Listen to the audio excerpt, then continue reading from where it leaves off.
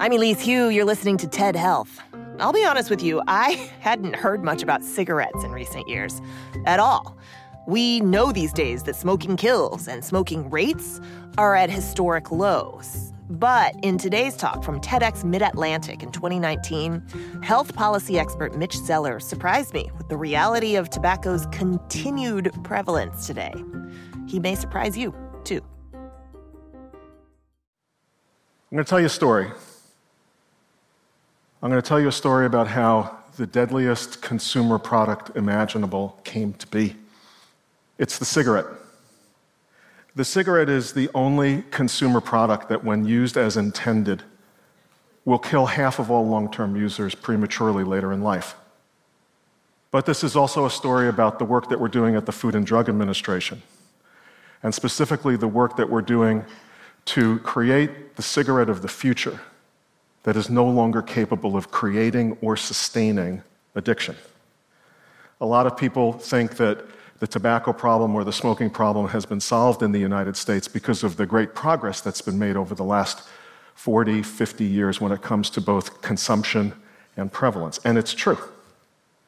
Smoking rates are at historic lows. It's true for both adults and for kids. And it's true that those who continue to smoke are smoking far fewer cigarettes per day than at any time in history.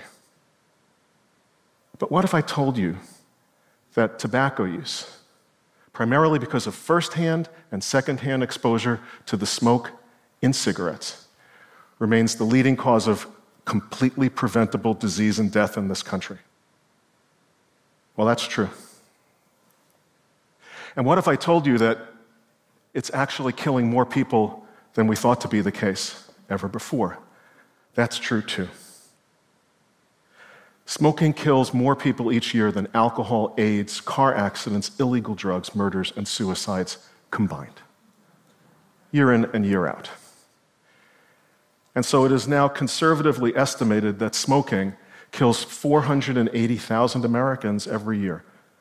These are completely preventable deaths. How do we wrap our heads around a statistic like this? How do we deal with this at a population level when there are 480,000 moms, dads, sisters, brothers, aunts, and uncles dying unnecessary deaths every year from tobacco? And then what happens when you think about this trajectory for the future? And just do the simple math.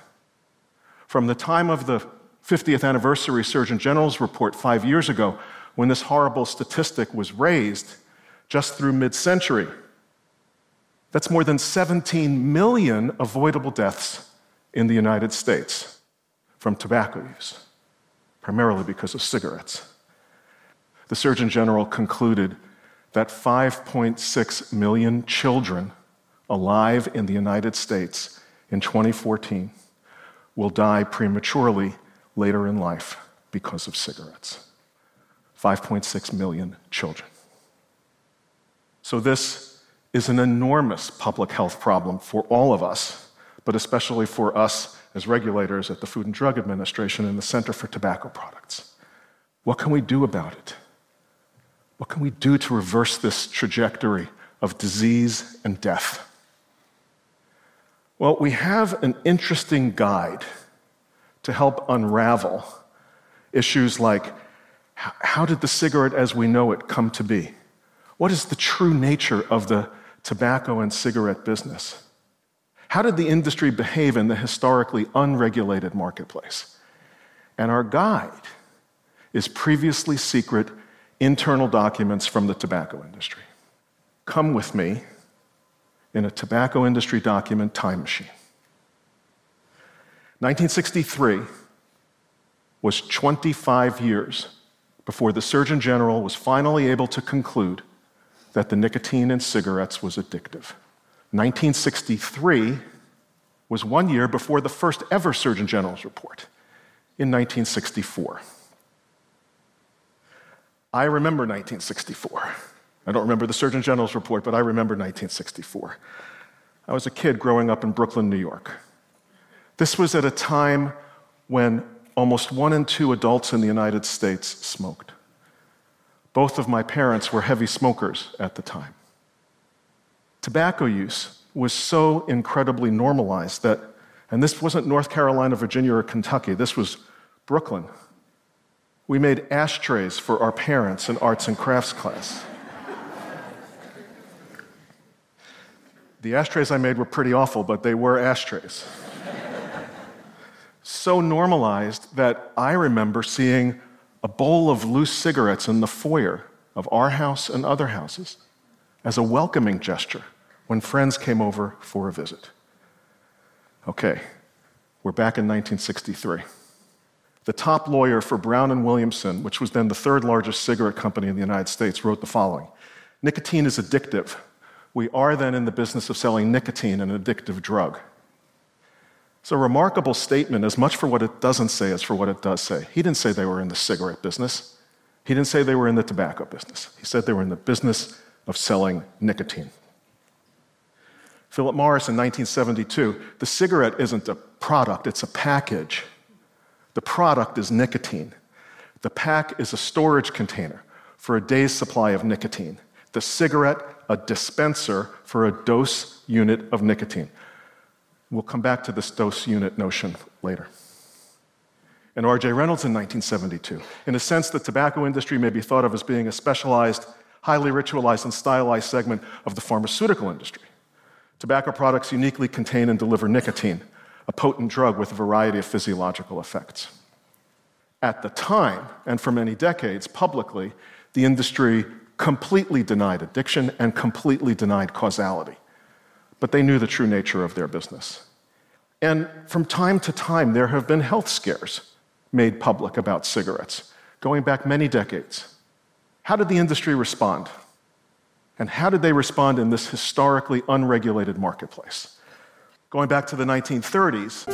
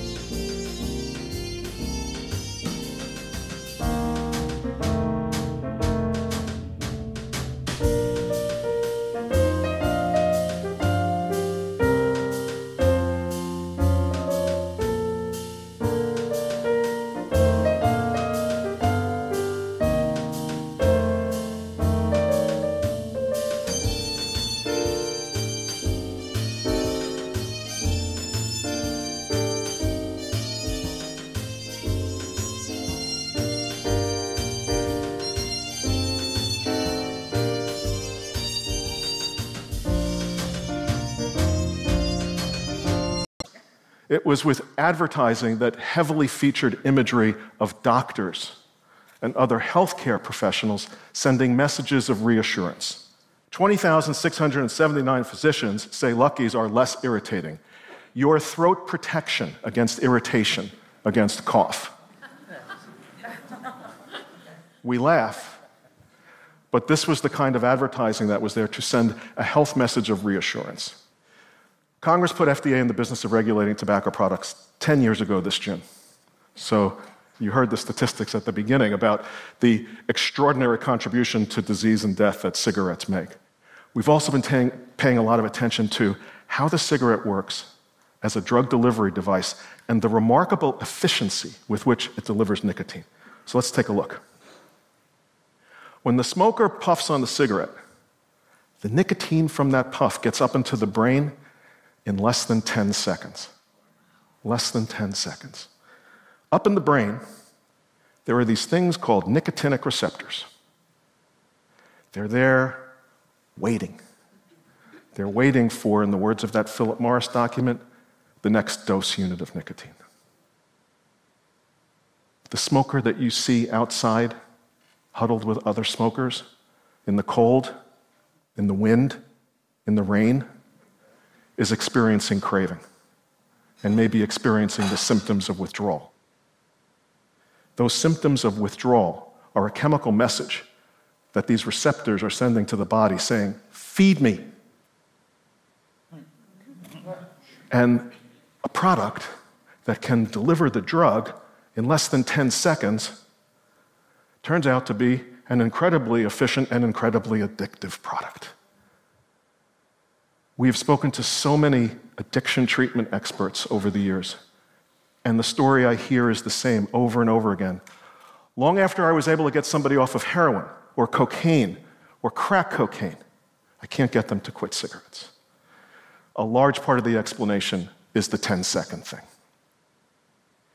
FDA has it within its regulatory reach to use the tools of product regulation to render cigarettes as we know them minimally or non-addictive. We're working on this. And this could have a profound impact at a population level from this one policy. We did dynamic population level modeling a year ago, and we published the results in the New England Journal. And because of the generational effect of this policy, which I'll explain in a minute, here's what we project out through the end of the century. More than 33 million people who would otherwise have gone on to become regular smokers won't, because the cigarette that they'll be experimenting with can't create or sustain addiction. This would drive the adult smoking rate down to less than 1.5%. And these two things combined would result in the saving of more than 8 million cigarette-related deaths that would otherwise have occurred from the generational impact of this. Now, why am I saying generational? It's about kids. Experimentation, regular smoking, addiction, decades of smoking, and then the illness, and that's why we're talking about a product that will kill half of all long-term users prematurely later in life. The generational impact of this nicotine reduction policy is profound. Those old industry documents had a word for young people. They were described as the replacement smokers. The replacement smokers for addicted adult smokers who died or quit. Future generations of kids, especially teens, are going to engage in risky behavior. We can't stop that. But what if the only cigarette that they could get their hands on could no longer create or sustain addiction? That's the public health return on investment at a population level over time. Haven't said anything about e-cigarettes, but I have to say something about e-cigarettes. We are dealing with an epidemic of kids' use of e-cigarettes. And what troubles us the most, in combination with the rising numbers when it comes to prevalence, is frequency. Not only are more kids using e-cigarettes, but more kids are using e-cigarettes 20 or more days in the past 30 days than at any time since e-cigarettes came onto the market. And at FDA, we're doing everything that we can using program and policy, first to get the word out to kids that this is not a harmless product, and to make sure that kids aren't initiating and experimenting on any tobacco product, whether combustion is present or not. But think about e-cigarettes in a properly regulated marketplace as something that could be of benefit to addicted adult cigarette smokers who are trying to transition away from cigarettes. So I'll leave you with this vision. Imagine a world where the only cigarette that future generations of kids could experiment with could no longer create or sustain addiction because of a single policy. Imagine a world where health-concerned cigarette smokers, especially if a policy goes into effect that takes the nicotine levels down to minimally or non-addictive levels, could transition to alternative and less harmful forms of nicotine delivery, starting with FDA-approved nicotine medications like the gum patch and lozenge. And finally, imagine a world in a properly regulated marketplace, whether it's e-cigarettes or whatever the technology of the day. It's not the product developers and the marketers who decide which products come to market and what claims get made for them. It's review scientists at FDA who look at applications and decide, using the standard that Congress has entrusted us to implement and enforce, whether a particular product should come to market, because the marketing of that product, in the words of our law, would be appropriate for the protection of the public health. These are the kinds of powerful regulatory tools that are within our reach to deal with what remains the leading cause of completely preventable disease and death in the country. If we get this right, that trajectory, those 5.6 million kids, is breakable. Thank you.